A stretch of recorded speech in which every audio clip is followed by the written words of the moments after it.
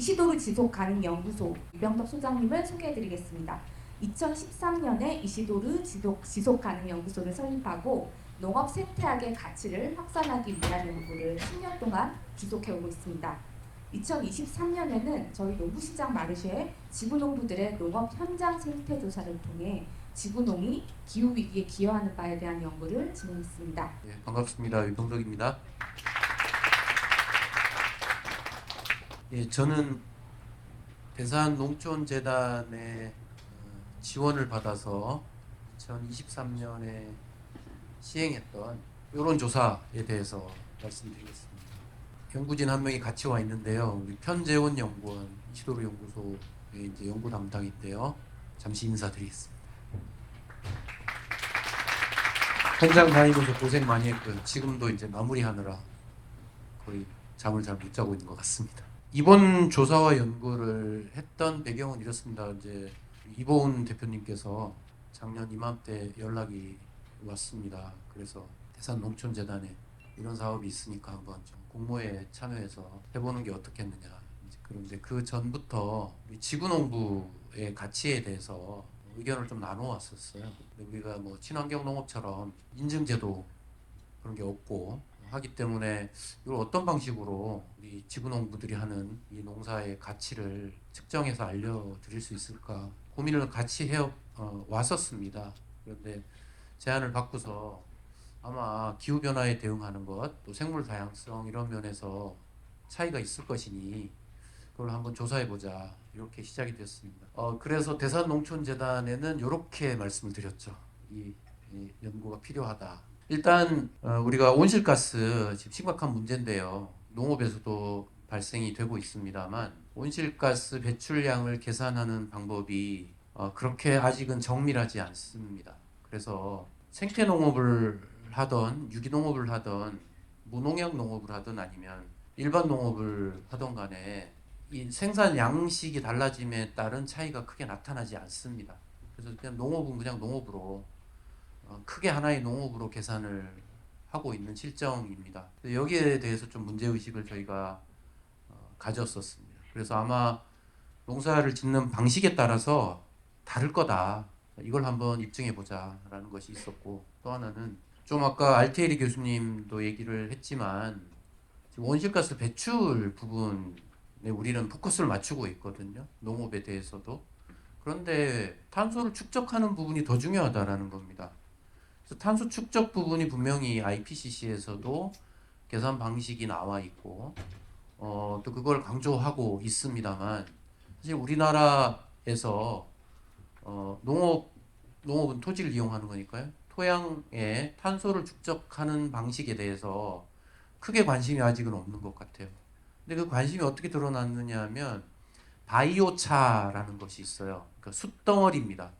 까만 숯덩어리를 이걸 잘 구우면 이게 분해되지 않고 몇백 년 동안 그 상태로 유지가 됩니다. 그러니까 흙 속에다 그걸 집어넣어 놓으면 그걸 이제 이게 알갱이를 만들어서 흙에다 집어넣고 흙 속에 그 계속 보존되게 만들면 탄소가 보존된다 이런 개념이에요. 근데 사실 맞긴 맞는데 IPCC가 이야기하는 것은 단지 그렇게 탄소 덩어리를 제조해서 흙 속에다가 집어넣자라는 것이 아니라 농업 방식 자체가 탄소가 계속 흙 속에 축적이 되는 그런 방식을 채택하자라는 것입니다. 그래서 그런 부분에 대해서 아직까지 제대로 계산도 되지 않고 있기 때문에 이거 한번 해봐야겠다라고 생각을 했던 것입니다. 그리고 보시면은 1990년 이래 우리나라에서는 요 분야, 요게 토지 이용 분야에서 농경지의 탄소 축적 부분이 분명히 있음에도 불구하고 그때 이후 한 번도 계산한 적이 없습니다. 그것이 보고서에 그대로 드러나 있습니다. 그래서 우리 농업 부분이 얼마나 중요한가 이거 매우 중요하죠. 그래서 이제 지금 3% 정도가 국내에서는 계산되고 있습니다. 온실가스 배출량의 3% 정도가 농업에서 나온다라고 하고 있는데 IPCC에서는 농업만이 아니라 농식품으로 함께 계산을 하면요. 농식품이라고 하는 것은 이제 유통, 저장, 그다음 수출입, 가공, 폐기 이런 것까지 전체적으로 우리가 이제 전에 푸드 플랜이라는 거 해보셨을 텐데 이제 이제 그거를 LCA 그러니까 전 과정이라고 부르는데 그걸 전체적으로 계획을 세운다 뭐 이런 이야기인데요. 그 전체적으로 보았을 때는 총량의 지구상 온실가스 배출 총량의 21에서 37%로 추정을 하고 있습니다. 어마어마한 양입니다. 그러니까 먹거리 문화만 바꾸어도 기후 변화에 대응을 할 수가 있는 것입니다. 그 다음에 최근 자료에서는 여기 토지 이용 분야에서만, 그러니까 식품은 일단 빠지고 토지 이용 분야에서만도 총 배출량이 22%를 차지한다라고 되어 있습니다. 그러니까 택지 개발 안 하고 도로 개발 안 하면 온실가스 어느 정도 막을 수 있는 것입니다. 그래서 여기 명칭이 다양성 농업이라든지 요거 이제 생태 농업 이렇게 불러주시면 되겠습니다. 여기가 이제 수정이 되었어야 되는데요. 생태 농업을 저희는 요 세 가지에 대해서 분석을 해보겠다라고 계획을 세웠습니다. 먼저 생물 다양성이 다를 것이다. 온실가스 배출량이 다를 것이고 토양의 유기물 함량이 다를 것이다. 이렇게 가설을 세우고 검증을 해본 것입니다. 먼저 생태 농업의 정의를 찾아보았습니다. 생태 농업이라는 말이 이곳저곳에서 쓰이고 있는데 무엇이 생태 농업이냐에 대해서는 뚜렷하게 정의된 곳이 사실은 아직은 없는 것 같습니다. 그러니까 UN 기구 FAO에서도 생태 농업을 이 그린피스가 정의 내린 것을 그대로 인용을 하고 있습니다. 근데 이제 그린피스에서 제가 여기다가 쓰진 않았네요. 그린피스의 내용은 사실 생물 다양성 뭐 등의 이런 것들을 한다고 돼 있는데 제가 거기서 이제 한계점을 느낀 게 뭐냐면 생산성에 관해서 일반적인 그러니까 관행의 경제학을 그대로 도입해서 생산성을 높일 수 있다라는 그런 정의가 좀 내려져 있더라고요. 그래서 그건 좀 수정이 돼야겠다 이런 생각을 하였는데요. 근데 어쨌든 그린피스에서 7가지의 생태 농업의 원칙을 이야기를 했는데 상당히 체계적으로 정리가 좀 잘 되어 있다고 보았고요. 그 다음에 그 밖에도 국내에서 또 생태 농업을 언급한 그런 문헌이 하나 정도가 있는데 거기에서는 생물학적 원리 이런 부분에 대해서만 이야기가 되어 있고 해외 문헌에서도 뚜렷하게 이 생태 농업 그러니까 이제 이콜로지컬 애그리컬처에 대해서 정의가 뚜렷하게 내려진 것이 없다는 것을 확인했습니다. 그래서 저도 좀 놀랐습니다. 많이 쓰는 용어인데 의미가 정의되어 있지 않다라는 점을 이번에 좀 알게 됐는데요. 그래서 이렇게 제안을 드리겠다라고 이제 써봤습니다. 이게 너무 기니까 나중에 이제 다운 받으셔서 보시면 될 것 같고요. 그래서 이제 여기에서 핵심적으로는 저는 이제 바로 이 부분입니다. 농업 생태학적으로 상호작용해서 생산성을 유지하도록 관리하는 농민 농업이다 이렇게 붙였습니다. 그래서 이제 용어는 좀 전에 알티어리 교수님의 이제 자료에서 그 번역된 자막을 보시면 이 부분이 농생태학 이렇게 돼 있는데요. 같은 말입니다. 이게 저는 그저 이렇게 부를 뿐이고요. 같은 용어입니다. 그 다음에 중요한 부분은 바로 이 농민농업이라고 생각이 됩니다. 농민농업은 이제 소농이나 가족농 이런 것과 좀 대비된다고 보셔야 돼요. 그래서 알티어리 교수님은 계속 이제 스몰팜, 소농을 강조를 하셨는데 단지 소농이라고 생태학적이라고 볼 수는 없습니다.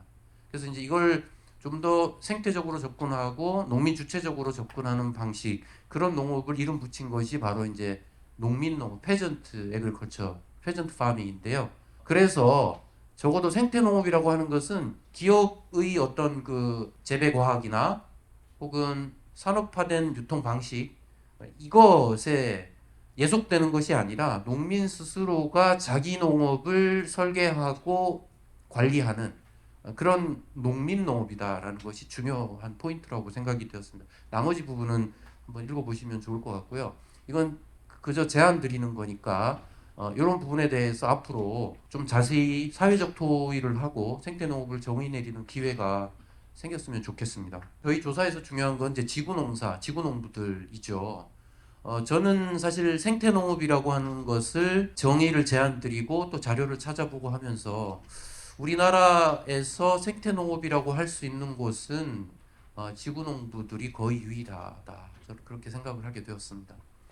일단 이제 지구농부, 지구농사라는 부분은 요거는 이제 흔히 쓰는 일반적으로 쓰이던 용어가 아니기 때문에 저는 사실 이걸 이제 고유명사로 좀 이해를 했는데 뭐 어쨌든 이런 용어도 많이 쓰다 보면은 이게 이제 자연스럽게 우리의 언어가 되지 않을까 싶은데요. 지금으로서는 이런 농사 방법들을 보면 생태 농업에 가장 부합하는 그런 그룹이 바로 우리 지구농부들이다라고 생각을 하게 되었습니다. 이번에 조사를 했던 10명의 지구 농부들의 농장을 소개해 드리겠습니다.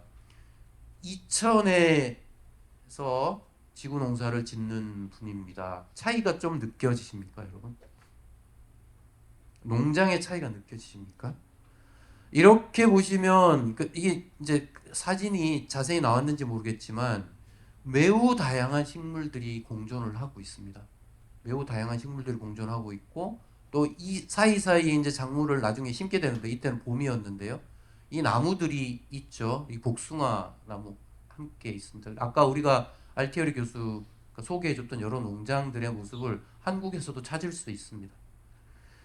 자, 그 다음에 양평에 계신 분인데요. 이걸 이제 저희가 하면서 우리 편재훈 연구원하고도 이야기를 많이 나눴는데 이런 형식의 농장이 지금 근대 농업과학에서는 전혀 언급하지 않고 있습니다.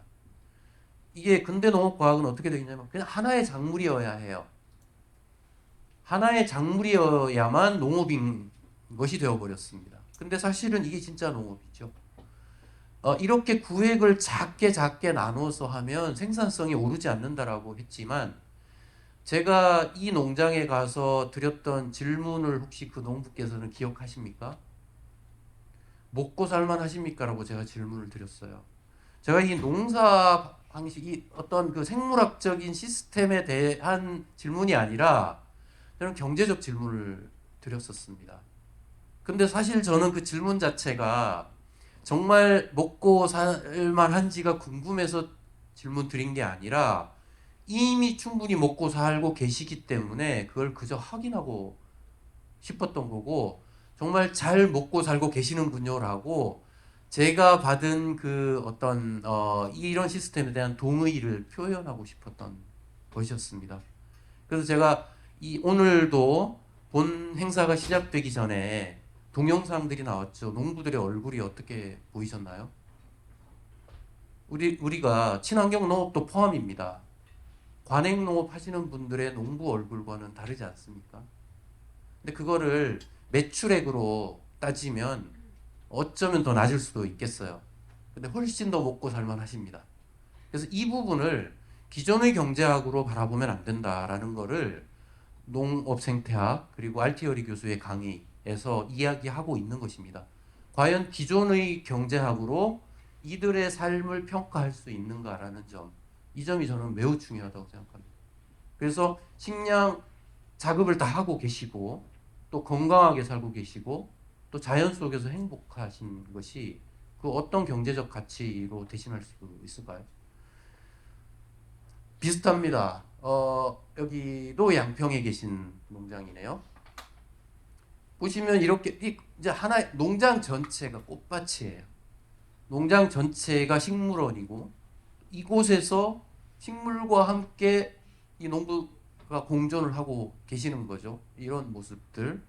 자, 또 보시면 여기도 양평인데요. 땅을 이제 구입을 하셨어요. 이쪽으로 농사를 지러 오셔서 땅을 구입하셨는데 매우 척박한 농지였습니다. 왜냐하면 이전 지주가 여기다가 매우 안 좋은 흙을 그냥 넣어놨던 거예요. 농사가 불가능한 땅이었습니다. 그런데 그냥 이렇게 농사를 지으셨는데 여기 보면 이렇게 그냥 이제 잡초가 나와 있는 것 같이 보이지만 여기 나중에 이제 경작을 하실 거고 일부는 심으셨는데 여러 가지 작물이 이제 있는 그런 모습입니다. 뭐 오이도 있고 그다음에 뭐 잎채소도 있고 뭐 등등 여러 가지를 심어서 하시는데요. 9년째 되어서야 이제 생산성이 보인다라고 하셨어요. 그러니까 9년 동안 흙을 살리신 거고 지구의 일부를 정말로 살리신 케이스입니다. 그 다음에 보시다시피 정말 꽃밭입니다.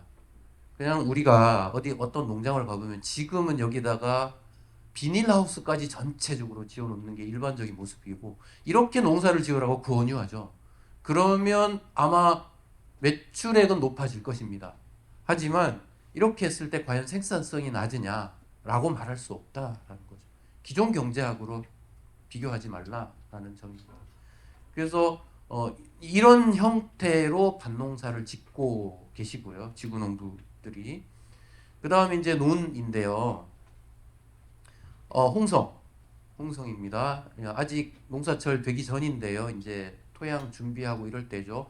이제 아시다시피 홍동은 곳곳이 다 유기농을 하시는 분들이기 때문에 주변이 다 이제 유기농 하시는 곳이에요. 그래서 특별히 여기가 뭐 다른 곳과 차이가 난다라고 할 수가 없고, 또 특히 논농사는 좀 전에 밭과 달리 벼 하나만 심어야 되지 않습니까? 그러니까 대개는 이렇게 단조로워 보입니다. 근데 어쨌든 논도 생태적으로 혹은 우리 지구를 살리는 그런 농사를 할 수 있다라는 점이고, 논산 보통의 논은 어때요? 여기를 이렇게 남겨두지 않죠. 이게 다 심습니다. 그런데 이렇게 왜 남겨두었을까요? 이제 이런 거를 이제 생태 완충지라고 부르기도 합니다. 과거에 이제 둔벙 이런 것들이 또 있기도 했었죠. 일종의 둔벙이기도 하고 생태 완충지, 이렇게 생각하시면 될 것 같아요. 이만큼은 생산하지 않아도 만족스러우니까 이렇게 하시겠죠. 자, 다음 산속에서 하시는 분도 계셨어요. 완주. 자, 보시면 이렇게 일반적인 농사에서는요, 이거 싹 베냅니다. 풀을 싹 베냅니다. 그런데 풀이 필요하다는 거예요. 필요한지 모르겠지만 굳이 이것을 싹 정리하지 않아도 농사 짓는데 문제가 없다. 생산성에 영향을 미치지 않는다라는 겁니다. 그러니까 그냥 공존해도 아무런 문제가 없다라는 거예요. 오히려 이걸 정리하기 위해서 들이는 노동력이나 기계를 돌려야 되기 때문에 거기서 쓰는 연료 이런 것들을 생각하면 더 경제적. 자, 여기는 밀양입니다. 여기는 우리 그 층층이논, 밀양에 가면 아직도 층층이논이 있고 경지 정리가 안 되어 있는 상태입니다. 그러니까 이제 지형 그대로 논이 보존된 경우인데요. 이렇게 보시면 이렇게 이양하면은 이제 이웃에서 욕합니다. 왜냐하면 듬성듬성 빠진 데도 많고, 그죠? 근데 이거 문제시하지 않습니다. 이게 오히려 자연스럽고 나중에는 결국 딱 채웁니다. 그래서 생산량에서 차이가 나지 않습니다. 그리고 이제 이 위에 논도 같이 하고 계신데요. 품종이 달라요. 다양한 벼 품종들을 심고 계십니다. 그러니까 이렇게 다양성을 추구하는 것이 이제 지구농부다라는 것이고요. 여기는 이제 창녕. 여기 이제 주남저수지라고 아시죠? 요 위에 보이는 데가 요 위에가 지금 주남저수지가 있고 뚝이 있고 그 아래에 있습니다. 근데 보시다시피 이제 비교가 되시는지 모르겠는데 관행론보다 훨씬 모를 크게 키우고 이 제식 간격을 넓힙니다. 이게 이제 이 작물에 좋기 때문이고요. 그리고 뭐 당연히 이 안에 이제 생태계 그날 조사를 했었는데 이따가 이제 보시면 아시겠지만 훨씬 보존이 잘 되어 있습니다.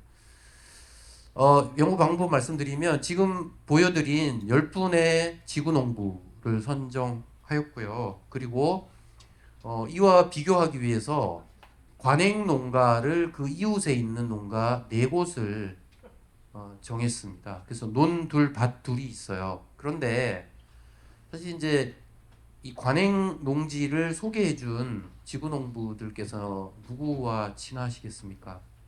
그래도 관행 농부들이지만 그래도 생태적으로 하시는 분들과 더 친분이 있지 않겠습니까? 그래서 소개받은 분들이 일반적인 관행 농부가 아니라 그래도 좀 생태적으로 하시는 분들을 소개를 해주셔가지고 비교가 확실하게 되지 않은 것 같아요. 네, 어쨌든 비교는 되긴 되었습니다. 그래서 생물 다양성을 먼저 조사했습니다. 생물 다양성 조사는 저희 그 생물 다양성 전문 조사 팀이 저희 회사에 있어서요. 그 팀이 가서 1차 조사를 하면서 이렇게 농부님들께 조사 방법을 가르쳐 드렸습니다. 그래서 2차, 3차 조사를 직접 농부님들이 수행하게 했고요. 밭, 논 이렇게 3번에 걸친 조사를 했습니다. 그래서 도구를 사용해서 조사를 하기도 하고 이렇게 3차에 걸쳐서 조사를 했습니다. 온실가스 배출량은 일단 IPCC 가이드라인 2006년도에 만들어진 전 세계 공통으로 사용하고 있는 모든 국가가 이 표준에 따라서 계산을 하고 있는 이 자료, 이걸 가지고 저희가 활용했고요. 그 다음에 또 하나는 저탄소 인증 제도가 있습니다. 우리나라에 저탄소 농축산물 인증 제도에서 인증을 받기 위해서 온실가스 배출량 평가를 하는데요. 그때 사용된 방법 이 두 가지를 사용했습니다. 왜 두 가지를 사용했느냐 하면 처음엔 저희가 사실 이 IPCC 가이드라인만 가지고 하려고 했습니다. 그런데 밭의 경우 밭의 온실가스 배출량을 조사하는 그 시스템이 사실은 저희 연구소 수준에서는 너무 접근하기가 좀 어려웠던 점이 있습니다. 이제 솔직하게 저희 수준이 아직 거기까지 도달하지가 않았고, 또 하나는 저희가 수집하는 정보가 거기서 요하는 만큼 정밀하지 않았습니다. 그래서 밭 부분에 대해서는 이 저탄소 인증 제도에서 사용하는 방법을 동원했습니다. 왜냐하면 이거는 좀 더 정제돼 있고 조금만 훈련되면 그 변수를 입력하면 곧장 결과물이 나왔기 때문에 이걸 같이 이용을 하게 되었습니다.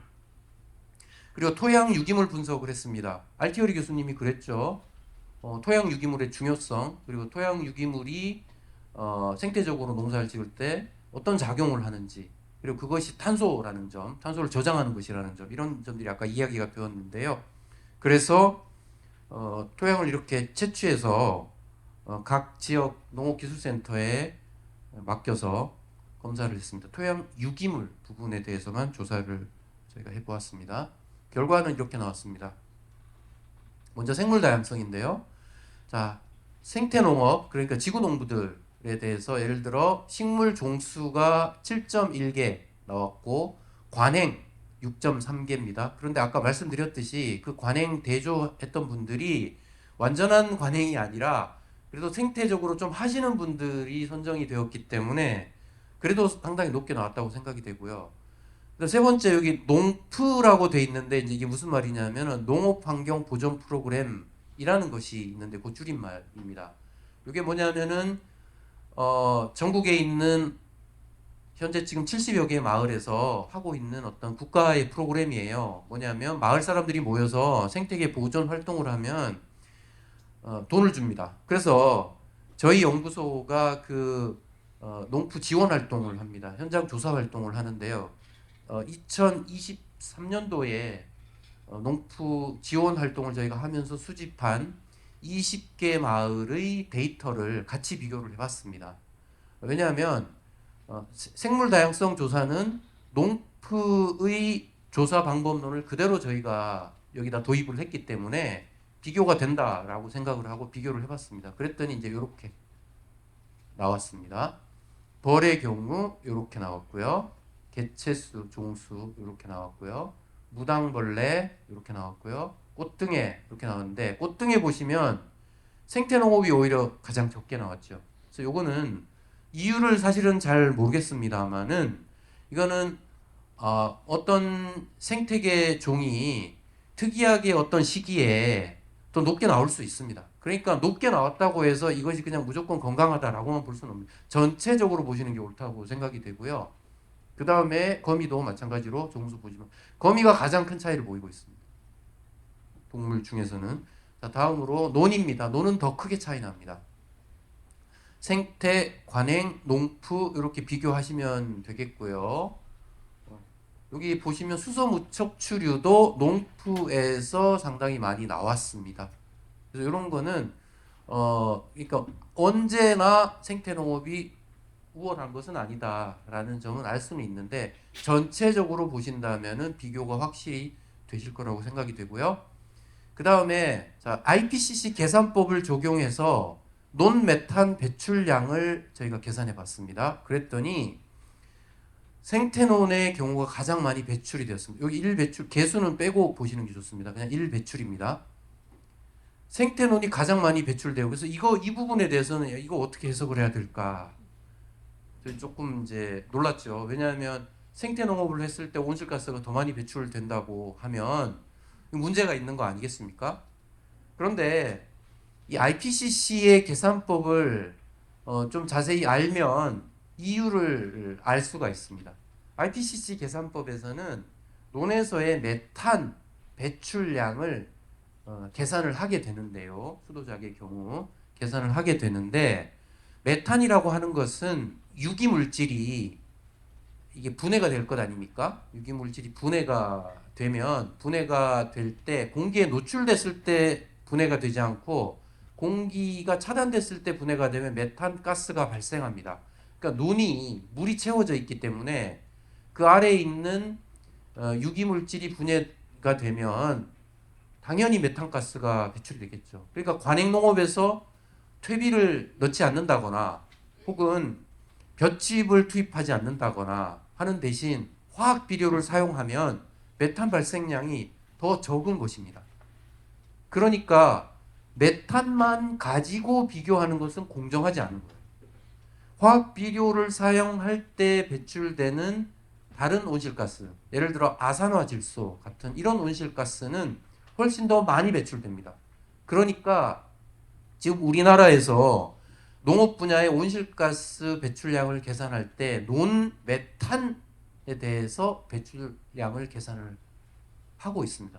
매년 그걸 발표를 합니다. 그랬더니 논에서 배출되는 양이 이제 크다라는 거죠. 그러므로 배출량을 줄이기 위한 여러 가지 정책들을 이야기를 합니다. 그 중에 하나가 이제 논을 말리는 방법이 있습니다. 근데 사실 이제 이게 과학적으로는 맞습니다. 논을 말리면 노출되기 때문에 공기에 노출되기 때문에 현기 분해로 인한 메탄 배출량은 줄어들겠죠. 그런데 아산화 배출이 다시 배출됩니다. 그러니까 단지 논물을 말린다고 해서 문제가 해결되는 것이 아니고 그 다음에 그렇게 했을 때 생물 다양성 문제가 있습니다. 왜냐하면 땅에 금이 갈 정도, 논 바닥에 금이 갈 정도로 말리기 때문에 그 경우에 사막화가 이루어지는 거죠. 수소 생물의 입장에서는.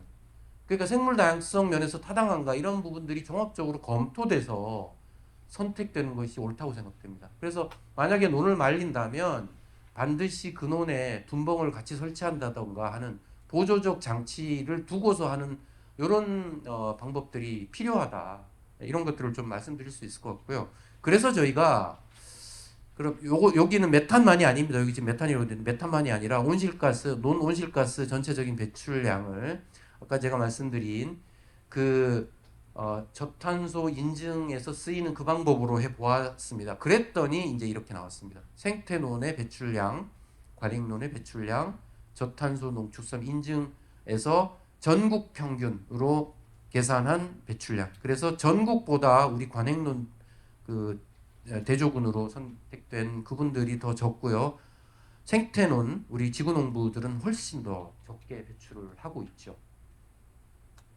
자, 밭에 대해서는 이렇게 나왔습니다. 생태밭, 관행밭, 자, 저탄소 농축성 인증 기준 이렇게 돼 있습니다. 차이가 확연히 보이시죠? 여기서 한 가지 말씀드릴 부분은 지금 저탄소 농축산물 인증 기준에서 는 어떻게 하냐면 작물별로 이 평균이 나와 있습니다. 전국 평균이. 작물별로. 그러니까 상추면 상추, 고추면 고추, 오이면 오이 이렇게 나와 있습니다. 그런데 우리 지구 농부들의 밭은 그렇게 안 되어 있지 않습니까? 그러니까 한 농장에 70개 이상, 많은 데는 150개 이상의 작물을 한 필지에다 심어요. 그러면 우리가 비교를 할 수가 없죠. 우리가 지금 저탄소 농축산물 인증 기준은 생태적 밭을 고려하지 않고 만들었기 때문에 작물 하나 대 작물 하나를 비교해야 되기 때문에 그 문제 때문에 저희가 밭작물 전체에 대한 평균을 냈습니다. 그래서 작물 중에서 수도작 빼고 과수, 나무에서 생산되는 거 빼고 나머지 작물 전체에 대한 평균을 냈더니 이렇게 나왔다는 점을 참고로 말씀을 드리겠고요. 그 다음에 이제 토양 탄소 축적 부분은 IPCC 가이드라인대로 했습니다. 그랬더니 논에 대해서 생태농업이 이만큼, 관행농업이 이만큼 탄소를 축적하고 있었습니다. 그 다음에 밭에서는 이만큼 비교가 되었고요. 다시 참고로 말씀드리자면 우리가 선택한 그 관행농업 농가들은 상당히 수준이 높은 생태적인 쪽에 가까운 관행농부들이라는 점을 참고해 주시면 좋겠습니다. 자, 그리고 마지막으로 토양 유기물 부분인데요. 논흙에 있는 토양 유기물을 검사했더니 이만큼 나왔고 그 다음에 관행농업은 이만큼 나왔습니다. 사실은 큰 차이는 아닙니다. 논에 대해서는, 밭에 대해서는 그래도 좀 차이가 납니다만은 이렇게 됐습니다. 다시 말씀드리자면 이 관행농업은 굉장히 수준 높은 관행농지다. 그래서 일반 농지와 비교했을 때는 좀 더 갭이 벌어질 수도 있었겠다라고 저희 내부에서는 이야기를 한 바가 있습니다. 그래서 여기까지가 저희들이 조사한 결과인데요. 여기에 이제 한계들이 있습니다. 왜냐하면 이제 표본이 지금 10개 농가, 그리고 관행 농지는 단 2개 농가 이렇게 했기 때문에 사실 이걸 가지고 유의미한 어떤 자료라고 발표하기는 좀 아직은 어려운 것 같습니다. 하지만 이번 저희 조사는 하나의 이제 화두로서 생태적으로 농사 짓는 것이 생물 다양성 보전과 기후 변화 대응에 도움이 되는가라는 점에 대해서 이번 연구로서 화두를 한번 던지고, 사실 오늘 이 자리에서 이제 기회가 된다면 작년에 했던 이 조사를 이어서 계속 할 수 있겠는가, 혹은 확대해서 할 수 있겠는가, 이런 부분도 좀 논의가 되면 좋겠는데요. 어쨌든 작년에 저희가 조사했던 결과는 이렇게 나왔습니다. 이상으로 발표를 마치겠습니다. 도마도 농가의 막내딸로 태어나서 도마도 농사를 짓는 이들을 관찰하는 농촌 사회학자가 되었습니다. 농촌과 먹거리 현장에 존재하는 사람을 주목하며 연구하고 글을 쓰고 말하고 있습니다. 밥은 먹고 다니냐는 말, 대한민국 치킨전, 아스팔트 위에 씨앗을 뿌리다 등 다수의 책을 썼습니다. 오늘 좀 유쾌한 진행 부탁드리겠습니다. 제가 2층에서 이제 듣고 내려왔는데요. 뭐 사전에 좀 파일을 받아서 알테르 교수님 그 강의도 이렇게 보고, 유병덕 소장님하고는 좀 사전에 이렇게 합을 맞추느냐고 제가 배우는 심정이었습니다. 아마 여기 지금 앉아 계신 선생님들보다 제가 끝까지 자리를 좀 안 맡으려고 했던 이유가 굉장히 농학의 영역이어서, 저 같은 이런 인문사회학 하는 사람이 함부로 말을 좀 보태서는 안 될 것 같다라는 그런 좀 두려움이 있었어요. 그래서 저도 거의 이 제로 베이스다 이렇게 생각을 해주시면 좋을 것 같고요. 다만 오늘 좀 이렇게 사전에 받은 질문지나, 그리고 여기 지금 객석에 계시는 선생님들의 질의응답을 좀 이렇게 유려하게 잘 전달하도록, 우리 이제 소장님 말씀이 되게 느리세요. 저는 보통 굉장히 효율이 좋은 강연자 중에 한 명입니다. 1시간이면 제가 1시간 반치 해주고 갔거든요. 그래서 제가 이렇게 푸시를 해서 더 많은 대답을 할 수 있도록 이끌도록 하겠고요. 한 가지 말씀을 드리고 싶은 게, 지난 이제 연초에 뭐 우리나라 이제 그 친환경 농업, 유기농업의 아주 오랜 선배님들이시죠. 가톨릭 농민의 이제 안동의 가톨릭 농민의 이렇게 어르신들을 뵈러 갔었는데, 그동안 강의를 하게 되면은 좀 여러 가지 이야기를 해달라, 새로운 이야기를 해달라라고 하셨었는데, 올해 처음으로 칭찬을 받고 싶다라고 얘기하셨습니다. 격려받고 싶다. 그동안 우리가 해왔던 일들이 왜 끊임없이 이렇게 열심히 하는 사람들이 계속 반성하는 구조 있잖아요. 굉장히 신경 많이 쓰는 사람들이 더 잔소리 많이 듣고 이런 이야기들을 하시더라고요. 그래서 지금 여태까지 해왔던, 지난 수십 년간과 해왔던 일들이 굉장히 귀한 일이고, 또 오늘 유병덕 소장님과 그리고 알테리 교수님께서 말씀하신 어떤 농생태학이라는 그 실천 속에서 있었다라는 말씀을 드리고 왔거든요. 그래서 저는 오늘 그런 말씀을 조금 연장선에서 잘 하고 있고, 다만 조금 더 정보를 취합하고 서로를 격려하는 그런 시간이 됐으면 좋겠습니다. 자, 저의 얘기는 여기서 줄이고요. 좀 길었네요. 제가 잠깐만 뭐 이렇게 그 질문이 들어왔어요. 근데 이 질문 같은 경우에는 영어로 들어와가지고 제가 뒷자리 사실 이거 영어 해석하냐고 조금 긴장을 했었는데요. 이게 지금 알테리 교수님이 현장에 계신 게 아니어서 아무래도 적일 것 같아요. 나중에 천천히 대답을 좀 해주셔야 될 것 같은데, 그 서울대학교 농생명과학대학 과학도인 류슈헌 선생님께서 이런 질문을 해주셨어요. 정밀 농업을 위한 이 원격 탐사 연구를 좀 하고 있는데, 이 새로운 농업 기술을 채택할 때 농업인들이 기술 장벽을 극복하기 위해서 필수적으로 고려해야 될 것은 무엇인가라는 질문인데, 아마 여기 지금 플로어에 계신 선생님들도 해당하는 질문인 것 같아서 제가 질문은 남겨두고 나중에 추후에 이제 알테르 교수님께서 답변이 오면 우리 이제 공유를 좀 부탁드리겠습니다. 농생태학이라는 이 정식화된 용어로 지금 나아가고 있는 진행 과정인 거죠.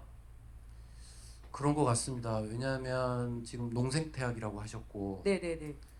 저는 농업생태학이라고 네. 말해왔거든요. 그러니까 아직 이제 용어 통일도 네. 안 되어 있는 상황이기 때문에. 근데 사실은 에그로 이콜로지 이 원문은 같거든요. 네. 아직 정착은 안 됐다고 봐야죠. 그럼 이 정착되는 과정에서의 혼란이 되게 있을 것 같습니다. 뭐 이제 제가 농촌사회지 편집위원인데 보통 농생태학, 농업생태학 이렇게 좀 뒤섞여가지고 논문들이 좀 투고가 되는데 어쩌면은 그 시간이지 않을까 싶어요. 그러니까 보통 이게 태어났을 때 제가 좀 농촌 출신이다 보니까 어렸을 때 이렇게 여자아이들 이름을 우리 어머니 시절에 이렇게 정확하게 안 부른다는 거예요. 뭐 갓난이, 뭐 언년이, 뭐 이러다가 어느 순간에 이제 정확하게 이름을 부르는 단계가 오는데 어쩌면 이 호명이 된다라는 게 굉장히 이 농업 생태학에서 중요할까요? 우리가 어떤 언어적 정의를 딱 합의를 하고 나아가는 방법이 질문이 매우 지금 수준이 아, 높아가지고 예, 아닙니다.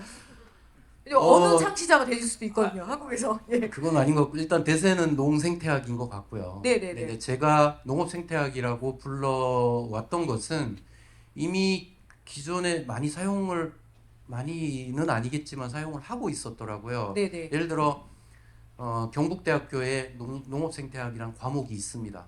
에그로 이콜로지 과목이 있고 제주대학교에 있었고요. 지금은 폐강됐습니다. 전남대학교에 있었어요. 지금 폐강됐어요. 이제 예전에 농업생태학 과목을 농과대학 학생들이 배웠었는데 지금 그 기회가 이제 많이 없어진 거죠. 그런데 문제는 뭐냐면 그 대학에서 가르치는 농업생태학을 보면 주로 이 자연 분야 그러니까 이 생물학 생태학 분야인 거예요. 그러니까 주로 곤충학입니다. 천적을 활용해서 어떻게 방제를 하는가 이런 쪽에 좀 포커스가 맞추어져 있죠. 그래서 이 알티어리 교수님도 이야기하기를 농업생태학, 이 에그로 이콜로지가 시대의 변천사가 있다는 말이에요. 근데 이제 이분이 이야기하는 농업생태학의 시초는 그 아까 그 4천년의 농부 소개하셨던 그 4천년의 농부 우리나라가 포함된 자료입니다. 그게 그 4천년의 농부가 농업생태학의 시초라고 정리를 했더라고요. 그러니까 이제 이 히스토리를 정리하실 때 그러면서 초기에는 이런 생물학 중심의 그리고 뭐 천적과의 관계, 먹이사슬 이런 중심으로 농생태학, 농업생태학을 그렇게 바라봐 왔다가 학계에서도 약 30년 전부터는 이게 이제 어떻게 바뀌었냐면 지금 정 작가님께서 이건 내 분야 아니야 뭐 이렇게 하셨잖아요. 난 사회학자인데 그러셨잖아요. 사회학을 포괄하는 것이 이제는 농업생태학이 되었습니다. 자격을 얻으셨네요. 자격을 얻으셨어요. 아, 감사합니다. 그래서 이제 제 말씀은 뭐냐면 아마도 농생태학이라고 말씀하시는 분들께서는 이 사회학적 그 융합 이 부분이 있기 때문에 기존의 농업생태학과는 다르다라고 구별짓기 위해서 좀 이름을 그렇게 붙이시지 않았을까라고 생각이 됩니다. 그런데 그건 뭐 그렇게 붙여도 괜찮은 것 같고 뭐 농업생태학이라고 해도 괜찮은 것 같습니다. 네, 저의 이 궁금증은 점점 더 이렇게 커지는 그런 과정인 것 같은데요. 오히려 이제 좋은 공부 자리가 늘 그렇게 얘기하더라고요. 의문을 가지고 이제 집에 가는 거다. 결론이 아니라 제일 위험한 게 뭐냐면 오늘 이제 유병도 소장님과 알테르 교수님의 강의에 너무 감화를 받아서 집에 있는 농약병을 다 부수고 그죠? 막 이런 과정이 아니라 우리가 계속 질문하고 협의해 나가는 과정이 아닐까 싶은데요. 혹시 지금 제가 알테르 교수님께서는 안 계시기는 하지만 그 포함한 질문을 해서 지금 현장에 계시는 우리 유병덕 소장님께도 어떤 질문을 하고 싶은 선생님들 좀 계실까요? 네, 저는 세종대학교에서 기후변화 정책 과정을 박사과정 하고 있는 이성규라고 합니다. 발표 아주 감명 깊게 잘 들었습니다. 그 마지막 부분에 제가 지금 토양과 탄소 격리하는 데 관심이 많아서 좀 자세히 보고 있는데요. 지금 그 토양 탄소 축적이라는 그 데이터에 보면 지금 밭의 그 격리량이 저장량이 논보다 낮은 걸로 돼 있는데 왜 그럴까가 일단 궁금했고요. 두 번째는 토양 유기물에서 수치가 지금 거의 20%로 돼 있어요. 근데 저는 사실 이런 숫자를 본 적이 없어서 제가 알기로는 대부분 다 국내에서는 1% 많아야 뭐 3%면 제일 좋은 땅으로 알고 있는데 이렇게 높게 나온 이유가 궁금합니다. 고맙습니다. 그 두 번째 질문에 대해서는 단위를 보시면 퍼센트가 아니라 퍼밀입니다. 그러니까 그게 맞는 거고요.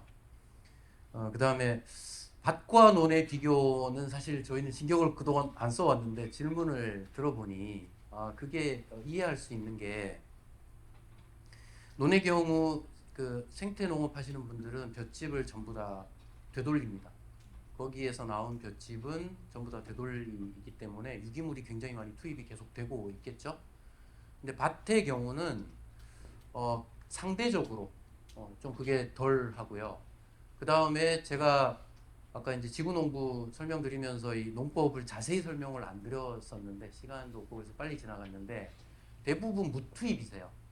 그러니까 보통 이제 우리가 친환경 농업이나 유기농업을 하면 이제 좋은 퇴비를 많이 넣어야 된다 뭐 이런 게 하나의 공식이거든요. 그런데 생태농업 하시는 이 지구농부들께서는 사실은 그조차도 투입을 최소화하시는 그런 경우입니다. 그래서 아마 차이가 좀 생기지 않았을까 싶습니다. 네, 답변이 되셨는지요? 혹시 또 다른 선생님들 예. 네, 안녕하세요. 저는 그냥 맛있는 거 사 먹고 요리하는 거 좋아하는 소비자 중에 한 명인데, 항상 궁금했던 게 있었는데, 이제 마르쉐 채소 시장에서 음식들을 구매해보면 좀 그 마트나 이런 데서 사는 것보다 많이 한 1.5배에서 3배 정도 가격이 좀 비싸게 느껴지는 경우들이 있었어요. 그래서 자주 사 먹고 싶어도 좀 그렇지 못하게 되는 게 많아가지고 더 비쌀 수밖에 없는 이유가 있는지, 그리고 그 이유를 좀 해소해서 좀 더 합리적인 가격으로 구매할 수 있는 방법이 있는지, 그런 것들이 항상 궁금했어서 이 자리를 해가지고 한번 여쭤봅니다. 우리 이보은 대표님께서 이렇게 여기서 인민재판을 한번 마쳐야 될 것 같은데 이 대답을 우리 둘이 하는 게 적절할지는 모르겠습니다. 그죠? 예. 일단은 그냥 제 선에서 할 수 있는 거 먼저 말씀 한번 드리고 그 다음에 자세한 이야기는 뭐 더 이게 지구농부 많이 와 계시니까 한번 더 들어보시면 좋을 것 같습니다. 저는 가격이 비싸지 않다고 생각합니다. 왜냐하면 우리가 그 마트에서 구입을 하면요, 구입 양이 사실은 이게 규격화돼 있기 때문에 내가 필요 없는 양도 많이 구입을 해요.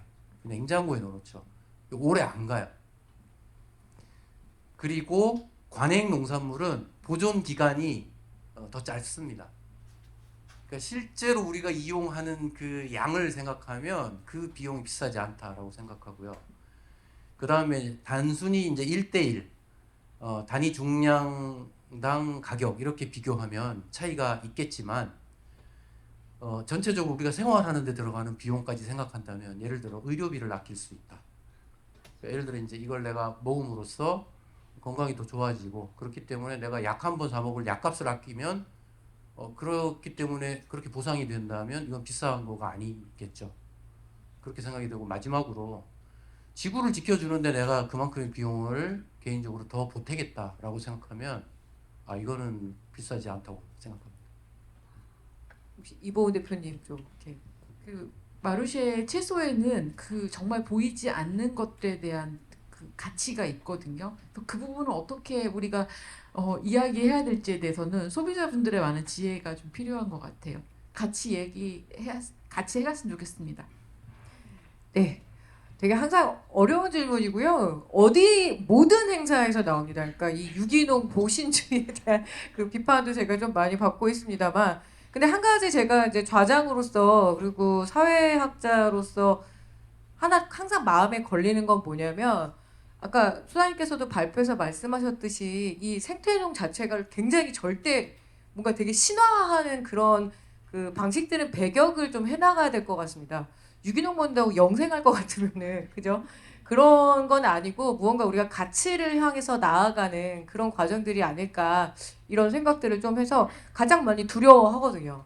특히 암 환자들이 많이 선택을 하는데 예를 들어서 제가 그 관여하고 있는 그 조직들에서는 드시고 돌아가신 거예요. 그러면 농민들한테 항의가 온대요. 이거 먹으면은 살아남는다고 하지 않았느냐. 그래서 왜 점점점 이 먹거리 운동이 이런 항암 운동에 가까워지는가. 이거에서 좀 저도 맨날 이렇게 좀 배격을 해야 된다 이런 생각을 하고 있는 편입니다. 자, 혹시 또 더 활발하게 질문을 거기에 대한 질문하셨는데 거기에 대해서 그냥 제 생각이에요. 개인적인 생각이에요. 짧게 부탁드리겠습니다. 아니, 네. 왜 가격이 비싸냐? 보통 농산물의 가격은요 농부들이 정하지를 않아요. 가락시장에 제가 뭐 채소를 상추를 올라가면 거기서 정해요. 농부가 정하는 게 아니라. 근데 보통 우리 옷이나 볼펜이나 뭐 같은 경우는 공장에서 하는 사장님들이 가격을 정해요. 근데 우리가 농사졌는데 우리가 가격을 못 정해요. 근데 제가 마르쉐 정말 가뭄에 콩나듯이 나오는데 두세 번밖에 안 가는데 올 때마다 이 가격을 어떻게 먹여야 되나 걱정이 돼서 옆에 물어보기도 하고 그러는데 저는 좀 싸게 파는 편입니다. 근데요 그거는 다른 사람이 정해줘서 우리 농부들이 어떻게 농사졌나 생각 안 하고 정해진 가격이 내려오는 거고요. 마르쉐는 농부들이 요 정도 상추 요 정도는 내가 요 정도 받았으면 좋겠다 생각해서 내 기타 등등 노동력이나 기타 등등 뭐 지구 살리는 거 기타 등등 다 넣어서 정한 겁니다. 그래서 가격 차이가 더 있다고 저 개인적으로 생각합니다. 네. 세션 2에서 이후에 이런 이야기들은 좀 많이 활발할 테니까 비슷한 이야기의 질문이라면 좀 간직해 주시고 오히려 조금 다른 차원에서 우리 아까 이동엽 미실란 대표님 매서운 질문해 주십시오. 지금 너무 분위기 좋습니다. 이렇게 토론이 이렇게 부드럽게 흘러가면 안 되는데. 네. 너무 좋은 앞에 교수님과 그다음에 또 소장님의 그 이야기 들었습니다. 사실은 저희들이 그 농업 생태학을 전공했던 학부를 나왔는데요. 어느 순간에 대한민국의 모든 데가 농자를 띄면서 농자 대학 자체를 떼내면서 저희들이 농생물학과 출신이거든요. 농생물학과에서 아까 말씀하셨던 농업 생태학이나 이런 걸 배웠는데 그 과가 자체가 뭐 학과별로 이름이 다 바뀌어버리고 없어졌는데 아무튼 다시 이렇게 농생태학이라는 게 주제가 이렇게 등단해서 좀 좋습니다. 반갑고요. 일단 전에 제가 그 페이스북에 어느 한 환경 쪽 강연을 다니신 분이 대한민국의 유기농업 하신 분들이 되게 그 아까 노고를 한순간에 까버리는 일이 있었습니다. 뭐 유기농업 하는 농부들이 그 논에서 메탄이 20%가 나온다는 이런 말을 올려놔가지고 제가 아주 강하게 항의를 했었는데 사실은 그 메탄에 대한 그 측정 자체가 잘못된 방식으로 계속 하고 있다는 생각이 들고요. 그리고 아까 우리 소장님도 그 분석 방법에서 보면 사실은 그 토양의 특징이나 그다음에 정토질 이런 것들 다양한 것들을 분석 후에 그다음에 그게 약간 유기질에 대한 함량이라든지 메탄에 대한 이런 것들이 분석이 되면 훨씬 더 좋은데 이제 물론 그 시간과 비용에서 그렇게 깊이 있게 연구를 하기는 어려운 돈이라고 생각하고요. 그래서 저는 가능한 다음에 조금 더 이걸 이제 멈추는 게 아니라 이왕이면 연구소가 지속적으로 좀 더 그 지구농부 것도 하지만은 저희처럼 또 유기농업을 처음부터 한 20년 동안 단계별로 해왔던 사람들의 또 농과 그다음에 정말 심각한 관행농업에 피해가 있는 것들을 자세하게 조사하시면서 그다음에 아까 말씀한 대로 가장 중요한 건 생물종 다양성과 그다음에 농민들의 피해 그다음에 또 거기서 수질과 함께 그 물이 흘러가는 강물과의 연결 고리 이런 것들에 대한 조사들이 같이 그런 것들이 좀 부각되게 분위기를 만들어야 되는데 대한민국의 지금 계속 정책은 계속 유기농업 하신 분들이 물을 대지 말라고 하면은 대한민국은 사막화가 되고 그다음에 그로 인한 문제점들이 강하게 대두될 것들을 다 배제시켜버리는 지금 연구 결과들이 지금 나오고 있거든요. 그것도 그 국가기관에서는 그걸 도리어 이용해서 그러면 결국 뭐냐면 우리는 농약 업계들 제초제 회사들에게 도리어 돈을 많이 제공하는 그러한 일로 갈 것이기 때문에 조금 더 연구를 좀 더 포괄적으로 좀 나눠서 좀 더 했으면 좋겠다는 생각이 듭니다. 짧게. 예, 질문은 아니신 것 같고 네네. 연구를 격려해 주신 말씀으로 네네. 연구소장님 격려및 독촉인 것 같습니다. 네네. 예전이 있으면 열심히 네네. 계속할 수 있을 것 같습니다. 잠시만 중간 잠깐만 정리를 좀 한번 해볼게요. 오늘 제가 그 질문도 많이 받겠지만 소장님이 아까 발표할 때 이렇게 사전에 저희가 좀 그 약속 대련이라고 하죠. 제가 그 알테리 교수님뿐만 아니라 굉장히 중요한 핵심이 뭐냐, 우리가 보통 소비자들로서 그 걱정을 많이 하는 거죠. 어떻게 저렇게 다 해서 우리를 다 먹여 살릴 수 있어? 근데 제가 그 생각하고 있는 남이 사, 그죠? 이걸 어떤 가족의 식량 안보라고 표현을 해야 될까요? 어떤 표현이 있던데 가족의 식량 안전 확보 이 차원을 알테리 교수님도 굉장히 많이 강조하셨고 유병국 소장님 오히려 좀 시간을 절약하느냐 그 부분 좀 빠진 것 같아서 제가 보충을 좀 부탁드리겠습니다. 그 이제 식량 안보라고 우리가 흔히 표현을 하는데요. 그게 이제 푸드 시큐리티 우리식으로 이렇게 얘기들을 하시더라고요. 근데 좀 저는 잘못된 표현이라고 생각이 됩니다. 군사 용어죠. 국가의 어떤 안위를 지킨다 뭐 이런 뜻인데 이 시큐리티는 확보로 해석하는 게 옳습니다. 그래서 이제 전 지구 차원에서 유엔의 하나의 과업도 푸드 시큐리티거든요. 근데 이제 유엔이 뭐 화성인과 전쟁을 할 리는 없잖아요.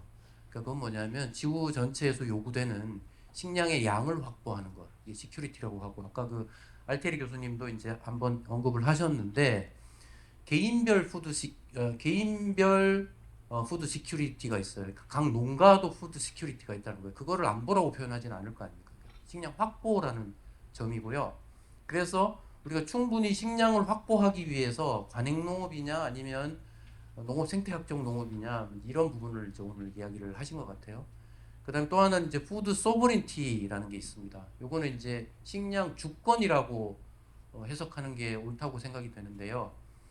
식량 확보는 어쨌든 확보를 하면 되는 것입니다. 수입을 해서도 확보를 할 수가 있겠죠. 그런데 우리 스스로 해결하는 거, 자기 스스로 해결하는 거. 그래서 그렇게 하는 거를 푸드 소버린티라고 식량 주권이라고 부릅니다.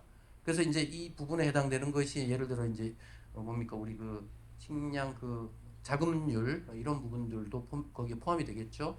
그래서 농업 생태학적 농생태학적 농업은 적어도 한 개인 농가의 푸드 소버린티는 확보된다라는 점입니다. 이게 아주 중요하다고 생각이 돼요. 그래서 이제 우리가 새로운 경제학으로 접근해야 된다. 이런 농업 유형이 바뀔 때에는 기존의 경제학으로 농민을 평가해서는 안 된다라는 점을 사실 이제 알테리 교수가 굉장히 강조하고 있는 점입니다. 근데 지금 누가 누구를 걱정할 상황이 아닌 것 같습니다. 기후위기 시대에 정말 아파트 한 채 끌어안고 있는 그 대도시의 소비자들의 문제가 정말 성큼성큼 다가온다는 생각이 드는데요. 그래서 그 핵심 개념을 좀 같이 공유하고 싶었습니다. 아까 되게 손을 번쩍 저쪽에서 들어주셨는데요. 예, 선생님. 간단하게 하겠습니다. 무신과살림연구소의 조미성이라고 합니다. 되게 귀한 연구 너무 감사하고 특히 이제 그러니까 농업이 탄소를 흡수하는 부분에 대한 연구나 그런 운동들이 한국에서 조금 덜 주목되고 있다라고 생각이 드는데 예를 들어 유럽이나 뭐 프랑스 중심으로는 그 0.4% 포퍼밀 운동을 막 하고 있는데 한국에 그런 비슷한 토양의 탄소 흡수와 관련한 운동이나 연구들이 얼마나 활발한지 누가 좀 주도하고 있는지 좀 궁금합니다. 제가 알기로는 아직 활발하지 않은 것 같고요. 주도자. 그 방법론을 사실 아까도 이제 한번 잠깐 말씀드렸었는데 그 방법론을 농업의 양식의 변화로서 그 탄소 축적을 하려는 게 아니라 공업적 산물인 바이오차라는 그러니까 숯 덩어리 이거를 구매해서 농부들에게 이게 흙에다가 집어넣으라는 방식으로 그게 좀 논의가 이루어지고 있는 것 같아요. 그래서 이제 그거에 대해서는 지원금도 나옵니다. 바이오차를 구매해서 투입하면 그 부분에 대한 보조금이 국가에서 이제 나오게 되고요 앞으로. 그래서 이제 그 정도 수준. 그러니까 우리가 하나의 어떤 토양 내에 탄소를 축적한다라고 하는 그 개념을 좀 더 복합적이고 생물학적이고 우리 어떤 하나의 그 생태계 전체적인 관점으로 보는 것이 아니라 기능 물질을 집어넣는 수준으로 가고 있다라는 생각이 들어서 저는 이제 이 부분에 대한 관점을 세우는 것이 우리에게 반드시 필요하다. 그러니까 토양에다가 탄소를 축적한다라고 하는 것은 이제 물론 결과적으로 보이는 것은 토양 유기물이 있죠. 그거는 이제 측정하면 나오는 거 우리도 비교를 했었으니까요. 같은 마을에서도 이게 농사 짓는 방법에 따라서 차이가 나타나지 않습니다. 그건 뭐냐면 어떤 농부들은 토양 속에다가 탄소를 축적을 한 반면 어떤 농부들은 기존에 있는 것마저도 날려버리는 농법을 사용하는 그런 경우들이 있어요.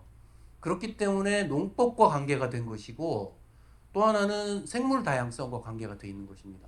생물 다양성이 곧 탄소 축적입니다. 왜냐하면 모든 생명체는 탄소로 이루어져 있기 때문에 바이오매스, 즉 살아있는 생물체의 총량이 늘어나면 늘어날수록 탄소가 공중에 대기 중에 있는 것이 아니라 지상에 있게 되는 것입니다.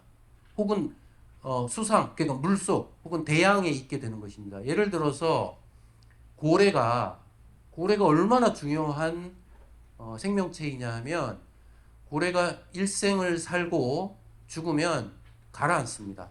최상위에 있는 그 먹이사슬 최상위에 있기 때문에요. 죽으면 얘네들이 몸무게가 무겁기 때문에 이제 그 해저에 가라앉게 됩니다. 이것이 그대로 탄소로 축적이 됩니다. 그 양이 어마어마합니다. 그러니까 여러분 우리의 몸무게 양만큼이 탄소입니다. 그렇기 때문에 생물 다양성과 기후 변화는 매우 밀접하게 관계가 되어 있어요. 생물 다양성을 높인다 이 말은 물속에 예를 들어 논에 다양한 생물들이 지금 막 다니고 있어요.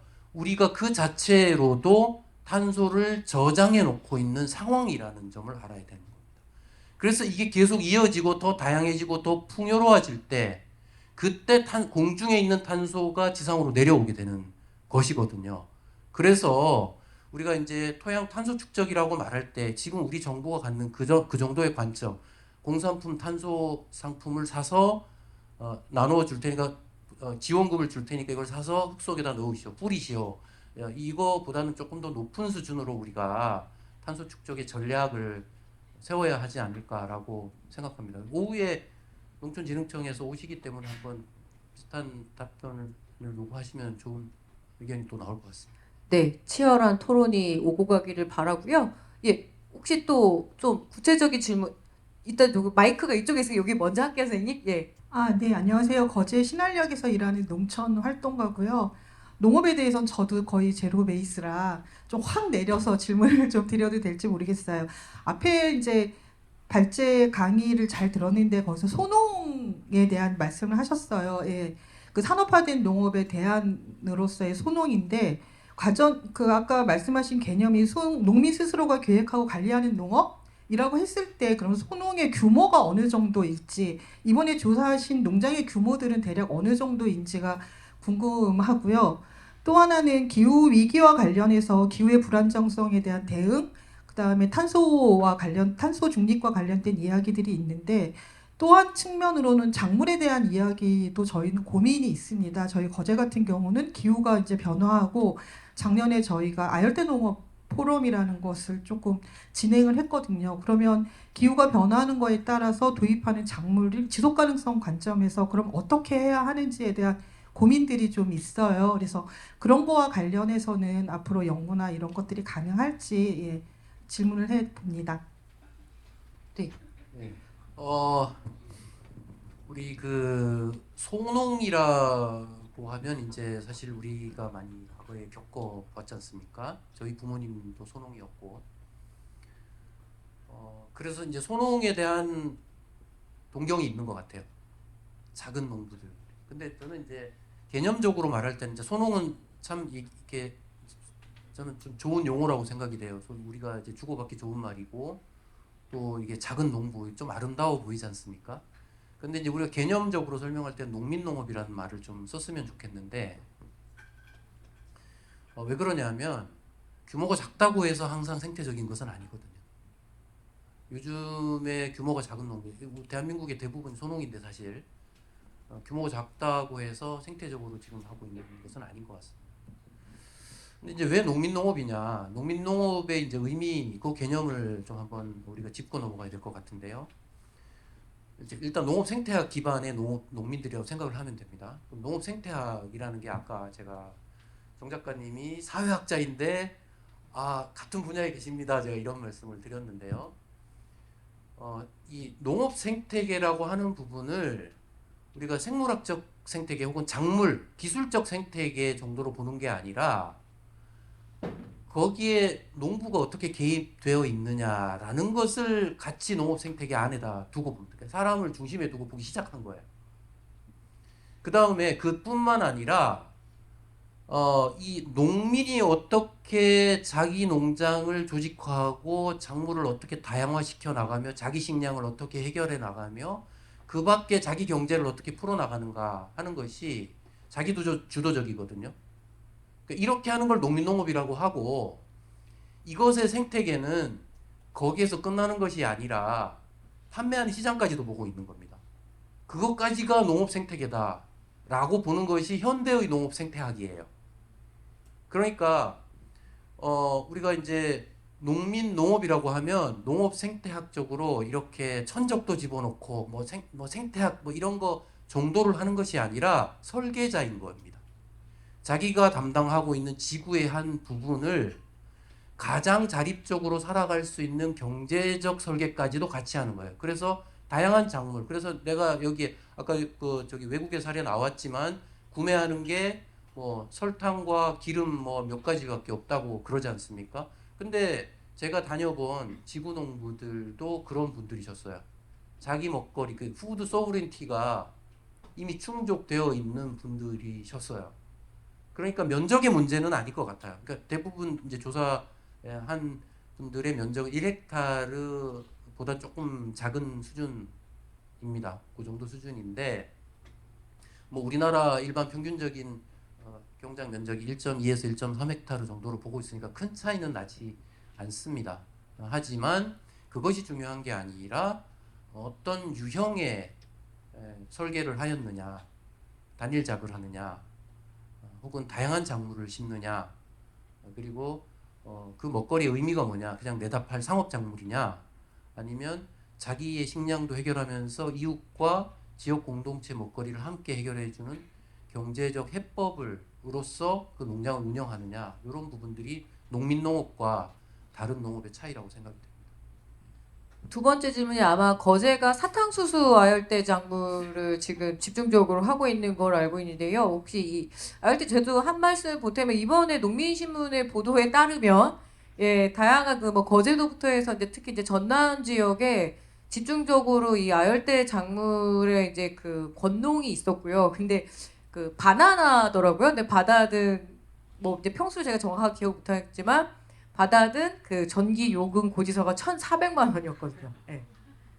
근데 이 농민들이 호소하는 것은 뭐냐면 바나나든 구아바든 망고든 가능성과 어떤 시장성만 이야기해줬지 그 나중에 에너지 비용 감당에 대해서는 충분한 설명을 듣지 못했다가 핵심인 것 같아요. 그래서 제가 이제 최신 정보도 이렇게 알려드리고, 현재 우리나라가 이제 온대 지역이라는 말도 점점 사라져간다라고 하는데, 이 아열대화에서 이 농업 생태학에 가야 할 방향들이 뭐 있을까요? 예. 약속대로 깨진 건가요? 죄송합니다. 얘기한 것과 다르잖아요 지금. 이제 저는 그 농업 생태학적 관점에서 말씀드리겠습니다. 오후에 한 번 더 질문할 기회가 있으실 것 같아요. 농촌진흥청에서 오십니다. 아, 예. 농업 생태학적 관점에서는 저의 답은 이렇습니다. 농업 생태학은 말씀드렸듯이 사회학을 포괄하게 되었습니다. 현대 농업 생태학은 그 중에 뭐가 있냐면 농민들끼리의 협업이 거기에 포함됩니다. 그러니까 농민연대, 이것도 농업 생태학의 일부입니다. 생태계로 보는 거예요. 그러니까 어떻게 해요? 협업을 하면, 농민들끼리 협업을 하면 뭘 해요? 기후변화에 적응하는 것을 집단지성으로 풀어나갈 수 있습니다. 그러니까 종자를 교환하고요. 정보를 교환하고요. 그래서 어떤 작물을 해보았더니 요즘의 기후에는 이렇다 저렇다라는 자기의 실천을 나눕니다. 이것이 농업 생태학적 방법이에요. 그러니까 여러분들 그 토종종자 이런 얘기 많이 하시고 그거 많이 추구하시잖아요. 그런 분들 많으실 것 같은데 저는 그것도 이름을 바꿔야 한다고 생각합니다. 농민종자여야 됩니다. 왜냐하면 토종은 과거지향이에요. 과거에 가지고 있던 거 소중한 것이긴 합니다만 과거지향이고 그걸 보존하자라는 차원인데, 농민종자는 현재형입니다. 그래서 현재의 농민들이 씨앗을 나눠 가지면 그게 농민종자가 되는 것이죠. 그러니까 그렇게 씨앗을 나눠 갖고 각자의 구역에서 보존해 온 종자를 계속 물려받고 교환하고 교잡하고 지역별로 교환하고 이렇게 하다 보면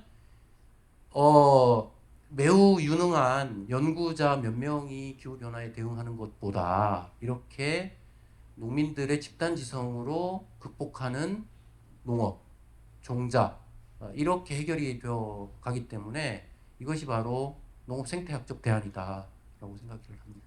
네. 지금 한 10여 분 정도가 10분 정도가 남았는데요. 한 질문을 2개 정도를 더 받고 이렇게 예, 안녕하세요. 경기도 고양시에 소재하고 있는 보이미술 소속 대표교사 김예원입니다.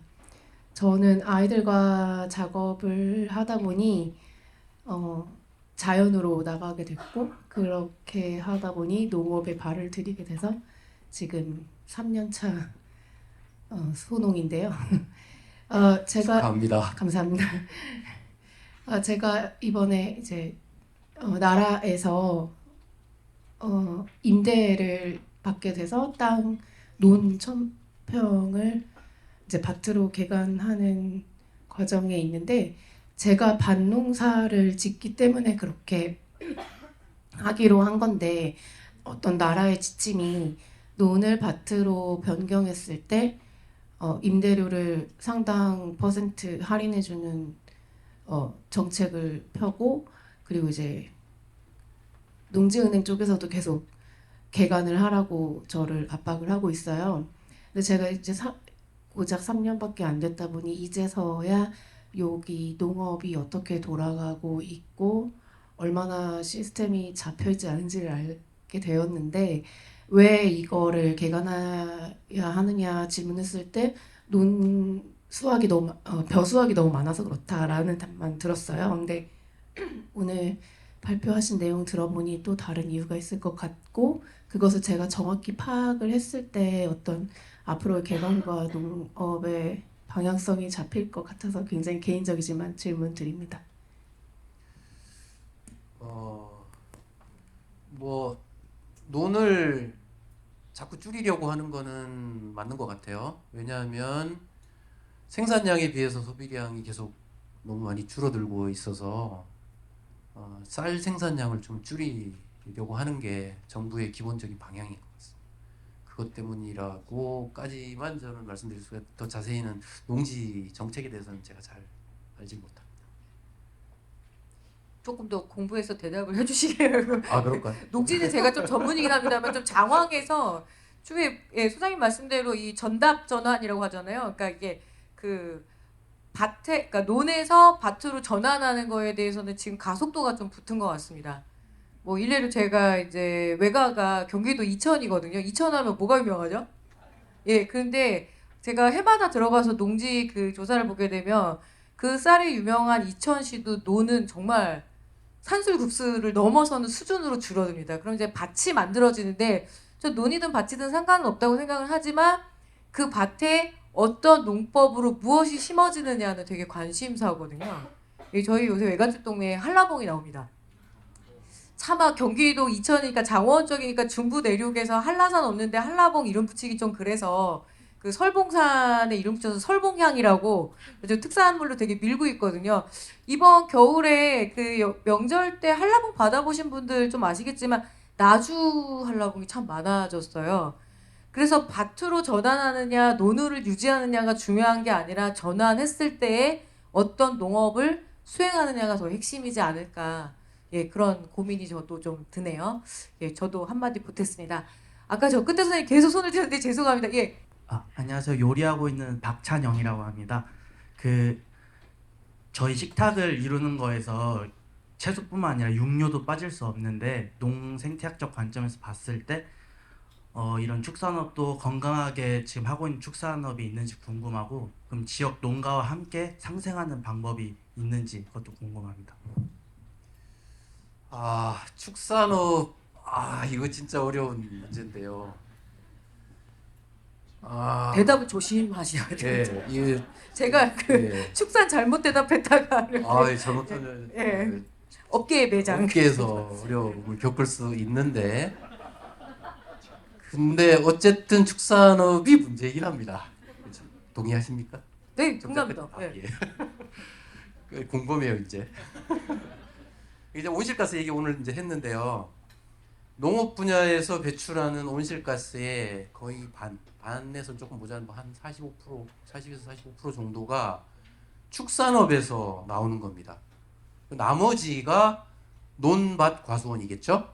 이제 가축업에서 두 가지인데요. 하나는 소가 트림할 때 이게 이제 소가 소화력이 되게 좋잖아요. 그래서 이제 생풀을 삶지 않고 그냥 먹어도 얘가 이제 위장이 많아서 막 빙빙 돌려가면서 소화를 해가지고 삼키면 이제 된단 말이에요.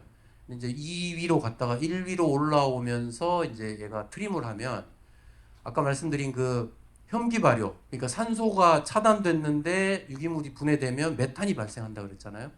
그때 꺽 하면서 메탄을 뱉어낸단 말이에요. 그 양이 상상을 초월할 정도로 많은가 봅니다. 그게 이제 축산업이 배출하는 거의 한 절반 정도가 되고요. 나머지 또 그 중에 절반 정도가 이제 나머지 가축을 다 포함한 가축들의 축분뇨가 있지 않습니까? 이제 똥과 오줌을 싸야 될 거 아니에요? 이거를 처리하는 과정에서 또 메탄이 발생합니다. 이게 전부 다 이제 메탄에 대한 건데요. 그 이제 동물이 죄가 있는 건 아니잖아요. 그런데 우리가 이제 왜 축산업이 문제다라고 하느냐 하면 이 정도로 배출한다고 하면 단위 면적당으로 보았을 때 예를 들어 축산업 전국의 면적을 다 모은 것과 논밭 과수원 전부 다 모은 면적을 비교하면 이건 비교가 안 될 수 있죠. 이건 비교가 안 되잖아요. 너무 차이가 큰데 그런데 배출량은 비슷하다라고 하면 어느 한쪽은 좀 절제해야 되지 않는가라는 관점이 있는 겁니다. 기후변화적 관점에서. 그래서 우리가 왜 이렇게 축산업이 이렇게 많이 늘어나서 이 정도로 배출을 많이 할까라는 것을 보면 결국은 소비 구조를 또 떼놓고 생각을 할 수가 없다고 생각이 돼요. 그러니까 우리가 육류 소비가 그만큼 늘었기 때문에 그 소비에 맞춰서 축산업이 늘어난 거고 그러다 보니 그만큼 배출을 하고 있는 겁니다. 어마어마한 양을 배출하고 있는 겁니다, 지금. 그래서 소비량 뭐 이렇게 얘기하면 이제 막 공격 들어오고 축산업 그거 왜곡됐다. 축산업에서 배출한다는 것이 그거 잘못 계산된 거다. 이렇게 또 공격이 들어오고 이렇게 됩니다. 그래서 사실 이제 저는 이 먹거리 문화 이 부분에서 좀 육류를 많이 좀 줄이고 혹은 적어도 또 특정 축종을 얘기하면 안 되지만 소고기보다는 좀 이렇게 그냥 우리 닭고기 정도 우리 치킨전도 쓰셨는데 닭고기 정도로 이렇게 축종만 좀 바꿔도 상당히 좀 완화가 가능하다라는 것이 이제 분석이고요. 그래서 이제 소비 문화와 함께 농업 유형에 대해서는 우리가 이제 경축순환이라고 하면서 축산업과 축산업 하지 않는 농지와의 연계 구조를 많이 좀 추구를 하고 있습니다. 그런데 이제 이거는 사실 유럽에서 그 본을 따온 건데요. 유럽에서 이제 뭐 삼포식 농업 뭐 이런 게 있었어요. 그래서 거기서는 이제 젖소 키워가지고 이 그 유제품들을 많이 이제 섭취를 하기 때문에 많이 키웁니다. 양도 키우고 뭐 그렇게 합니다. 그래서 한 가구의 농업 안에 이게 다 포함이 돼 있어요. 그래서 이제 작은 순환이 이루어졌던 거예요. 그 모양새를 보고 우리나라도 하자라고 해서 경축순환 농업 이렇게 이름 붙여가지고는 한 지역에서 축산업 하는 곳과 논농사 혹은 밭농사 하는 곳과 연계를 해서 논에서 볏짚 나오면 그거 축산업 하는데 가서 먹이고 그 똥 나오면 논에 갖다 뿌리는 거 하자라고 하는 건데 이거가 잘못된 구조라고요. 왜냐하면 작은 순환이어야 돼요. 한 농가에서의. 근데 이거는 지역 순환이라고 순환의 고리를 굉장히 크게 만들어 놓고서는 축산업자에게 필요한 자원을 제공하는 방식으로 되어 있어요. 그러니까 작은 순환은 뭐냐 한 농가에서 필요한 만큼만 혹은 노동력을 대체할 수단으로서의 옛날에 우리가 소를 키웠던 수준이 아니라 공장형 축산업이 어느 지역에 있는데 이 축산업의 지역에서 제공하기 위한 어떤 볏짚을 제공하고 이렇게 하는 수단으로서 경축순환의 구조를 이야기하고 있기 때문에 이거 왜곡됐다. 공장형 축산업을 오히려 정당화시켜 주는 것이 경축순환 농업이 될 수 있다. 그러므로 생물학적으로 다양하기 위해서는 다양한 축종을 기르는 것은 반드시 필요한데 이런 구조에 공장형 축산업이 별도로 업자로서 존재하고 여기에다 볏짚을 대주기 위해서 논에서 볏짚을 다 끄집어내는 유기물을 그대로 다 끄집어내서 여기에서 소모를 해서 이루어지는 이런 순환 구조는 좀 아닌 것 같다. 그래서 예를 들어 이제 우리가 논밭 농사 혹은 과수원 농사 하면은 닭 같은 거 이렇게 키웁니다 실제. 그러면 얘네들이 벌레도 잡아먹고 뭐 이렇게 합니다. 그래서 이런 방식의 축산업은 상당히 권장할 만하다라고 생각이 되고 제가 정 작가님께서 이제 권유하셔서 위대한 작은 농장을 보았어요. 영화가 있습니다. 다큐 영화인데 거기에를 보시면 축산업이 어떠해야 된다라는 것이 답이 좀 나오지 않는가 싶습니다. 네, 시간이 좀 다 됐고 또 2부 세션이 남아 있어서요. 제가 이제 모으는 말로 이게 확실히 점심시간에 보장을 해야 된다라는 그 압박이 좀 있는데요. 뭐 지금 축산업뿐만 아니라 어떤 관행노, 그러니까 참 들으면은 어찌할 바를 모르겠는 말들이 좀 튀어나왔어요. 근데 우리가 지금 하고 있는 게 어떤 가치를 지향하고 만들어가는 과정 속에서 어떤 특정한 집단을 악마화해서는 안 된다는 생각을 저는 많이 하거든요. 그 축산업도 한국에서 역사에서 돈이 안 되니까 다른 작물들이 하다 보니까 이렇게 된 그런 역사에 진짜 소용돌이 휘말린 부분들도 있거든요. 그래서 그 존재를 인정하고 토의하고 함께 나아가는 방향이고 그리고 거기 뒤에서 이렇게 싸움 붙여서 좋은 사람들은 참 저 뒤에 더 거대한 손들이거든요. 그래서 우리가 항상 그런 부분들은 좀 염두에 두어야 되지 않을까. 그건 좀 제가 사회학 좀 그 언저리에 있다 보니까 좀 드리고 싶었던 말이고 모으는 말로 정돈을 하겠습니다. 되게 치열했죠? 얼굴이 쏙 내리셨는데 그렇습니다. 2부가 또 있기 때문에 넉넉하게 좀 식사하시고 또 산책도 좀 해보시고 그러셨으면 좋겠습니다. 그럼 저는 2부에서 또 뵙겠습니다. 고생하셨습니다. 소장님 고생 많았습니다. 고맙습니다.